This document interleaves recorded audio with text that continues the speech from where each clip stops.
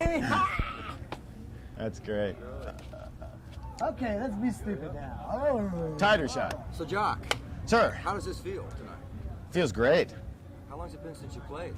Since played a gig. Less than 24 hours. I can Yeah, tell we you played in Gainesville last night, and then we played in Cocoa Beach, and then we played in St. Pete, then we played in Destin, then we played in Memphis, and then just good, back. Oh, see, I see. 6 nights a week. This is your only South Florida appearance, as it was being billed. Exactly. Yeah, I think that's right.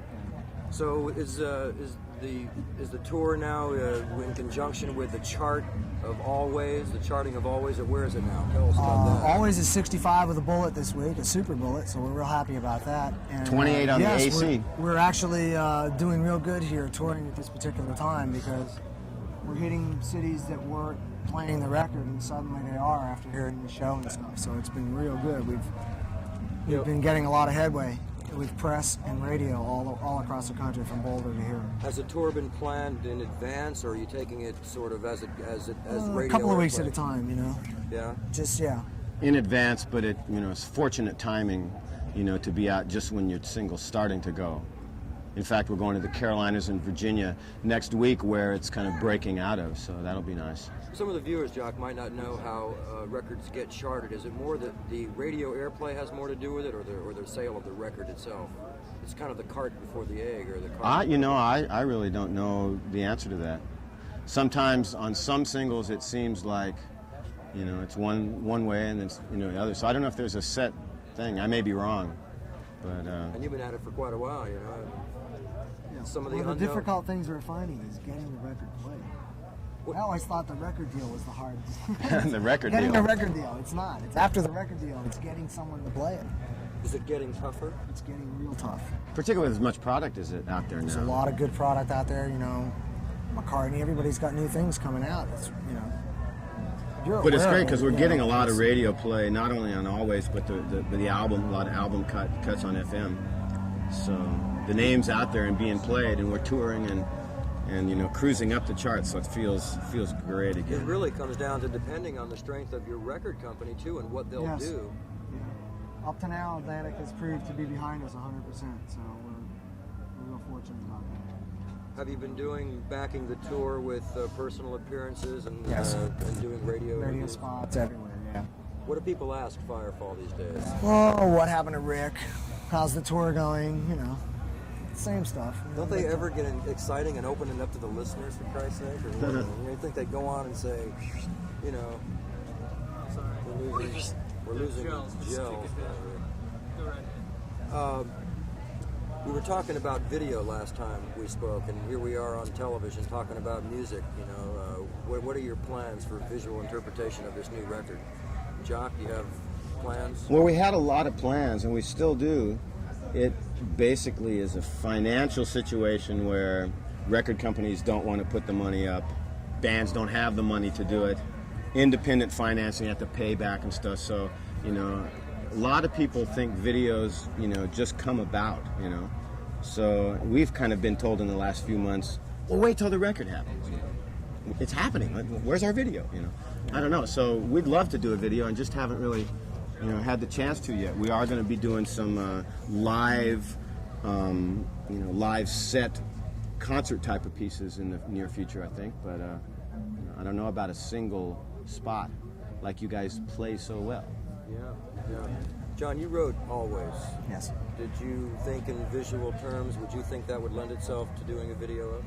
Yeah, actually, it's funny you said that because this week we were bouncing out some ideas off of each other of how we could do that. The song is basically like a letter showing distance between two people that really care for each other. That's what the song's about. We were trying to get into some concepts of like showing us out on the road, being away from someone, like show the long distance number 8 at a hotel, and zoom out, things like that. Just trying to create a distance type of thing.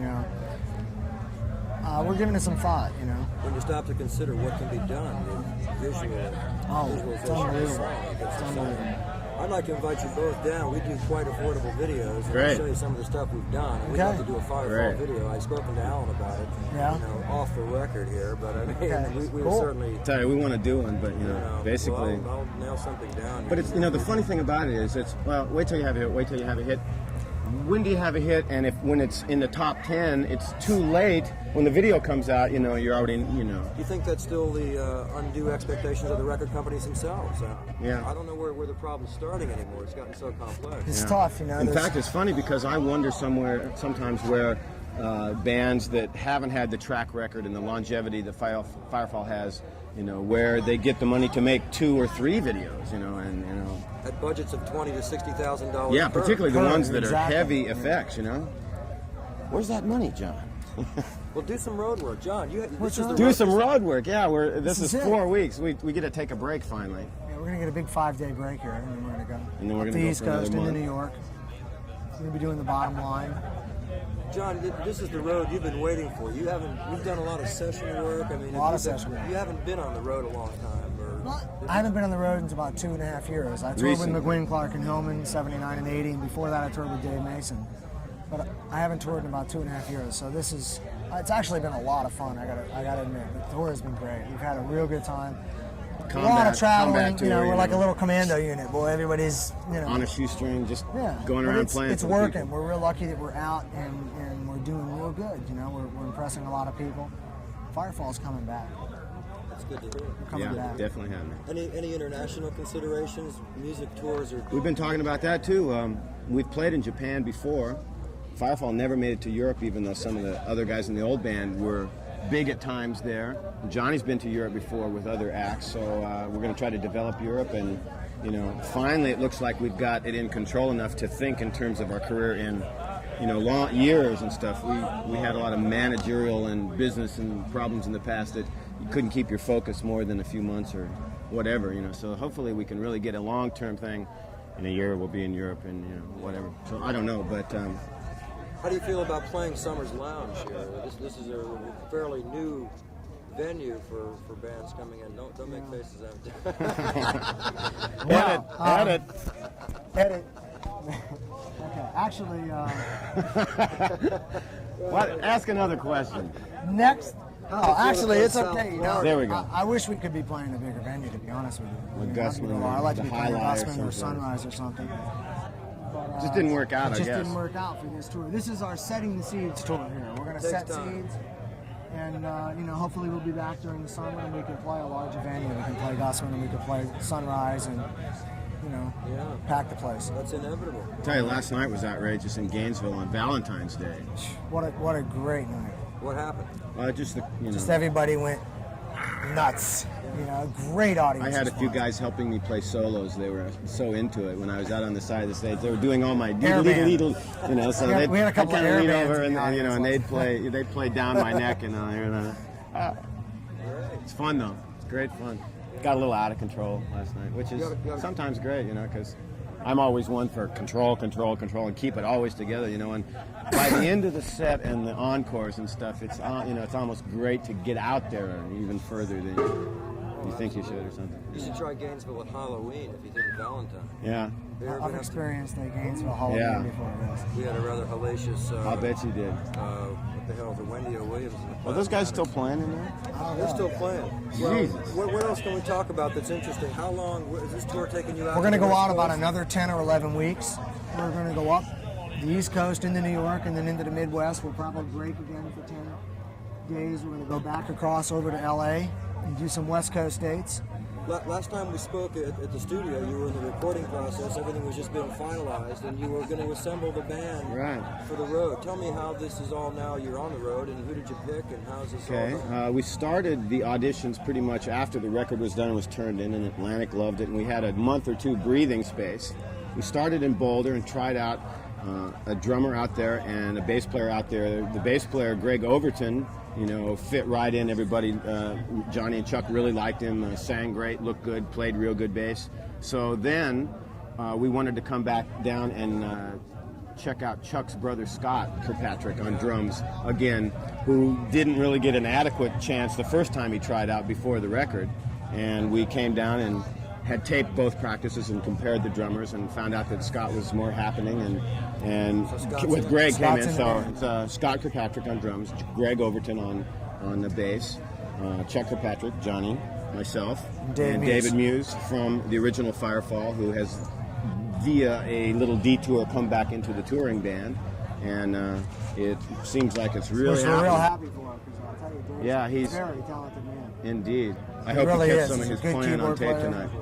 Flutes and sax, monster. Flute and sax are great. Yeah, Yeah, Cinderella and he's real good. stuff. You bet. Definite asset to Firefall.